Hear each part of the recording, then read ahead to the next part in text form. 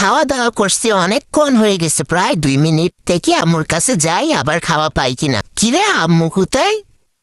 আম্মু, আম্মু কোথায় গেল? আম্মু কি আর আসবে না?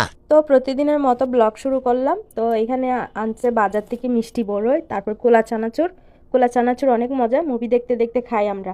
তারপর আনছে এখানে খেজুরের গুড় দিয়ে আমি অনেক রিল বানিয়ে ফেলছি, আপনারা অলরেডি দেখছেন। আসসালামু আলাইকুম everyone, welcome back to my new blog. তো আমি রান্না করব, রান্নার জন্য আমি বাজার বের করতেছি। বাজার অল্প কিছু বাজার করছে। ডেলি ডেলি তো বাজার করে আমাদের তো মানে একসাথে আনা হয় না, আর কাছে, এর জন্য ডেলি আনা হয়। তো ফ্রেশ খাবার খাওয়াই ভালো। তো একেবারে এনে জমা করার দরকার নেই। এই পেঁয়াজ পাতাগুলো তরকারিতে দিলে বা মাছ মাংসে দিলে অনেক বেশি মজা হয়। শীতকালীন এসব অনেক দিছি তরকারিতে, এখন তো আর গরমকাল চলে আসতেছে আস্তে আস্তে। তা গরমকালে অত কিছু পাওয়া যায় না শীতকালের মতো। আর টমেটো না দিলে তো আমার তরকারিতে ভালোই লাগে না, বিশেষ করে মাছে আমার দেওয়াই লাগে। মানে টমেটো ছাড়া একেবারে মনে হয় যে স্বাদই লাগে না। এরপর রান্না করার জন্য যা লাগবে বাইরে রেখে আমি বাকিগুলো ফ্রিজে রেখে দিছি। এরপর বসে পড়লাম তরকারি কাটতে। এই দুইটার অবস্থা দেখছেন, কি সুন্দর খেলাধুলা করে, মারামারি করে, প্রচুর লুকোচুরি খেলে। ওরে শখ করে বয়ে নিয়ে যেন একা একা না লাগে, যেন ওর একটা সঙ্গী হয়। দেখো আম্মু লুসি কি দুষ্টামি করে, আমি একটু দুষ্টামি করি না, আমি একেবারে চুপচাপ হয়ে বসে আছি। আমার বাচ্চা কাচ্চা নাই, অথচ আমি বাচ্চা কাচ্চা অনেক বেশি পছন্দ করি, অনেক বেশি আমার আদর লাগে। তো আমি বিড়ালদেরকে অনেক বেশি ভালোবাসি। দেখতে দেখতে রমজানও চলে আসলো। ইনশাল্লাহ রমজানের প্রস্তুতি নিতেছি। জানি না আগামী রমজান পাবো কি পাবো না, হায়াতে তো কোনো বিশ্বাস নাই। এরপর সরাসরি রান্না করতে চলে আসছি। চিংড়ি মাছ রান্না করব, পাঙ্গাস মাছ রান্না করব, শাক, আরও অনেক কিছু রান্না করব। রান্না আজকে ডিটেলসে দেখাবো না, কি কি রান্না করতেছি এটাই। পাঙ্গাস মাছ রান্না করতেছি আলু দিয়ে। আমার আসলে মাছের ভিতর কোনো তরকারি ভালো লাগে না, কিন্তু এইখানে সবাই তরকারি দিয়ে মাছ রান্না করে, আমার ওইটা ভালো লাগে না। কিন্তু মাছের ভিতরে আলু দিলে ওইটা আমার খেতে ভালো লাগে। ছোটোবেলার কথা বললে আসলে অনেক কিছুই মনে পড়ে।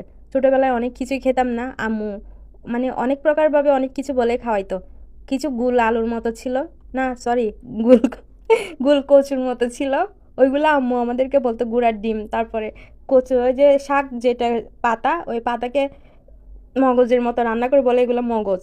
ছোটোবেলার দিনগুলো কত সুন্দর ছিল, যে কোনো কথা বলে বুঝতে দেওয়া যেত। আর এখন তো আমি এদিকে টমেটো, ডিম ফেটিয়ে আর বেগুন দিয়ে একটা রান্না করতেছি, এটাও অনেক মজা হয়। বেগুন দিই না, আজকে বেগুন দিয়ে দেখি, এভাবে আমার শাশুড়ি মা রান্না করে, অনেক মজা লাগে।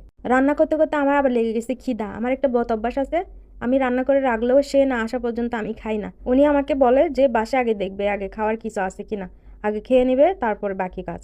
তো আমি একটু ডাল রান্না করব, ডালটা আমি হাতে মেখে রান্না করতেছি। ডাল আমার একটা প্রিয় তরকারি, ডালটা অনেক বেশি মজা লাগে। আসলে কত কষ্ট করে ভিডিও বানায় আপনারা জানেন না। এদিকে বাসার কাজগুলো নিয়ে, এগুলো নিয়ে তো ডেইলি ব্লগগুলো করা লাগে, তার উপর হচ্ছে আরও অনেক ধরনের কাজ। তো আর কি, আপনারা কোনো লাইক কমেন্ট করেন না। তারপর ডালটা হওয়ার পর আমি এখন করব আলু ভাজি আর ডাল।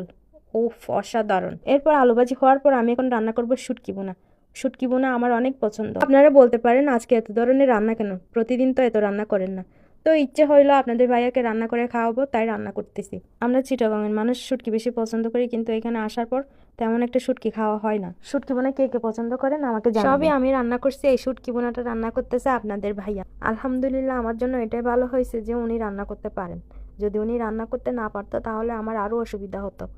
আমি একে তো আমার সমস্যা, তো আমি তো রান্না করি। আর যখন আমার শরীর খারাপ থাকে সে রান্না করে, আর হচ্ছে যদি অনেক অসুবিধা হয়ে যেত যদি সে রান্না করতে না পারত। একটু বড় ভর্তা বানাইছিলাম, এই তো তার জন্য এটুকু রেখে আমি নিয়েছি এক গামলা একেবারে। আর এদিকে আমার নবাব পুত্র দেখছেন কিভাবে কম্বলের উপর ঘুমায়।